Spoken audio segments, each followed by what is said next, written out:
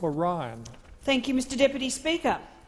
The Coalition is determined to do what is needed to protect Australia's tax base and ensure all Australians and all those who do business here pay a fair share of tax.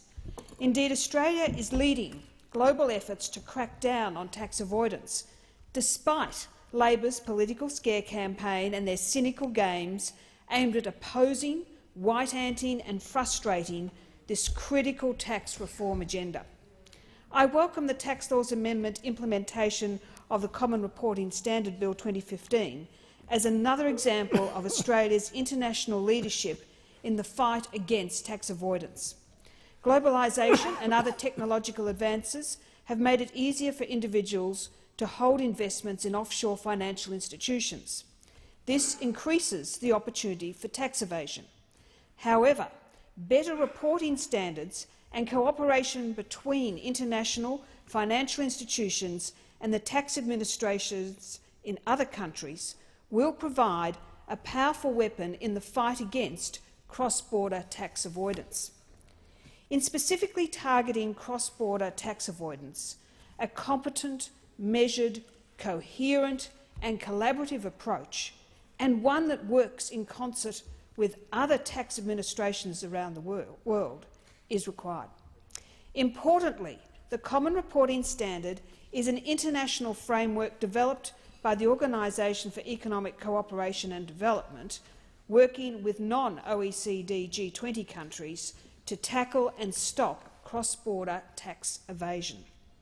By participating in this international effort, we are enabling the Australian Tax Office to gather information on Australians who may choose to dishonestly hide foreign income offshore.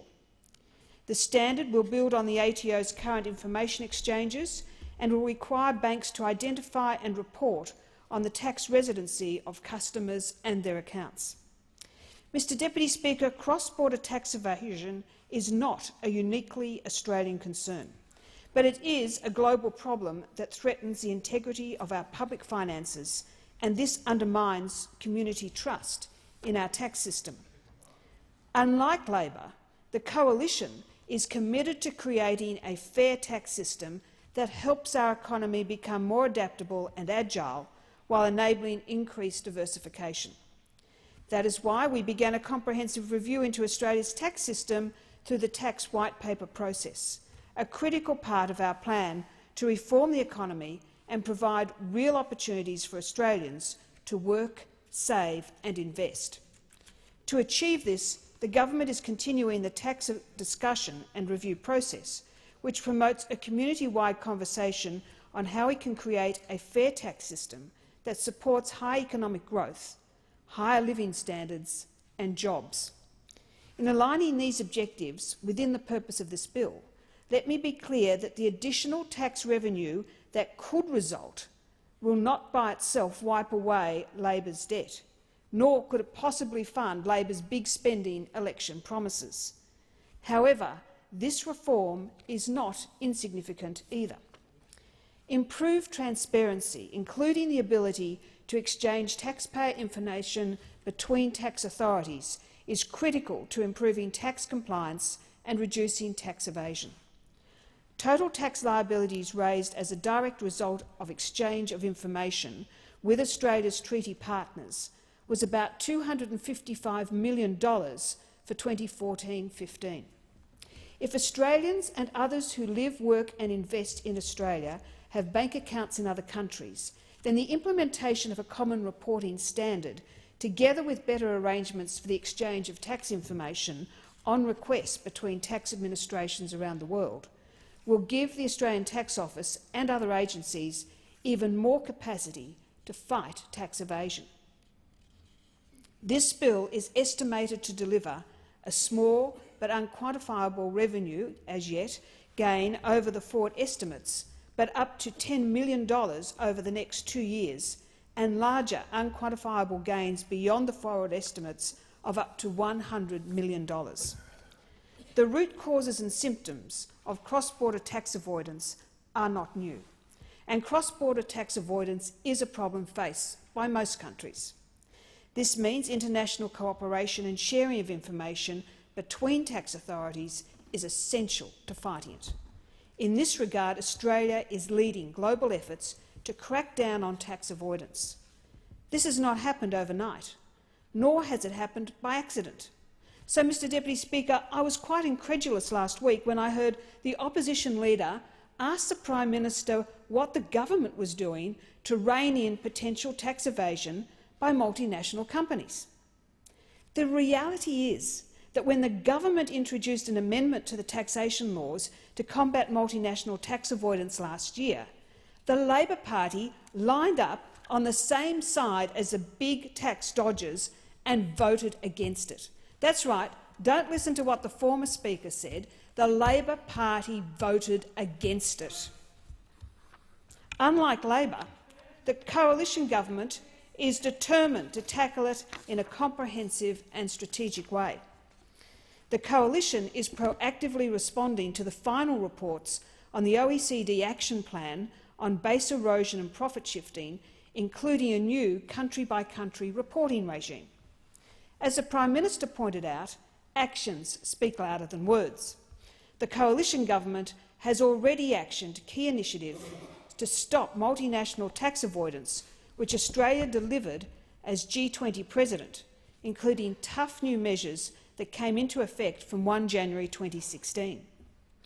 Multinationals are now required to report to the Australian Taxation Office their income and tax paid in every country in which they operate.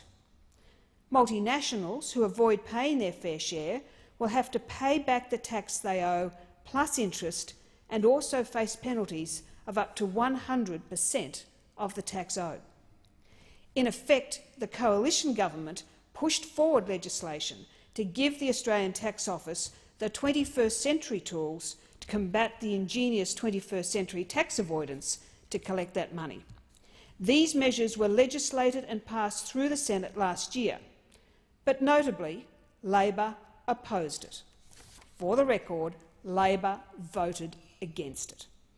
Mr Deputy Speaker, on the problem of cross-border tax avoidance, Labor's track record in government and in opposition is to quietly shift from long-term ignorance and inaction to speaking loudly, squealing hysterically and achieving precisely 100% of nothing. As I said earlier, a coherent, competent and measured approach to dealing with these concerns, one that works in concert with other tax administrations around the world, is what is required. In this regard, the G20 leaders endorsed the Common Reporting Standard under Australia's presidency and committed to begin to exchange information from 2017, with information being exchanged by the tax offices from 2018. The standard is comprehensive in the different types of investment income to be reported, including interest, dividends and income from certain insurance contracts. On top of this, the financial institutions will be required to report account balances and sales proceeds from financial assets. It is also comprehensive in the different types of account holders covered, such as individuals and the controlling persons of companies, partnerships and trusts. To date, more than 95 jurisdictions have committed to implement the standard, including former tax secrecy jurisdictions such as Luxembourg, Switzerland, the British Virgin Islands, the Cayman Islands, the Isle of Man, Guernsey and Jersey. While the names of some of these places triggered a madcap response from those opposite last year, a basic lesson in international finance and investment practices is instructive. For those opposite who were carrying on hysterically last year, let me present the facts again. Most hedge funds have an onshore US-based entity and an offshore one, so that non-US investors can receive their income without the US withholding tax. Mr Deputy Speaker, tax is generally only paid once on the earnings of Australians. Therefore, the consequence of an Australian investor investing in a managed fund located in the Cayman Islands, for example, is that all of the income paid to that Australian investor is taxed in Australia, and this money is paid to the Australian Treasury. Why on earth would Labor want more tax revenue to go to the US instead of coming back to Australia to help pay down the debt they left our country.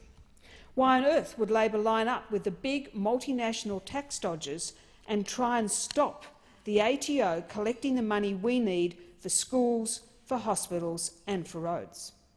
I note those opposite put the cart before the horse when former Treasurer, the member for McMahon, announced Australia would implement the common standard early, even before the timing of the international program was finalised.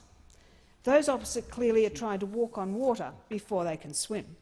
Mr Deputy Speaker, the reality is that an expedited implementation of the standard before our financial institutions are ready and capable would impose very high compliance costs on them.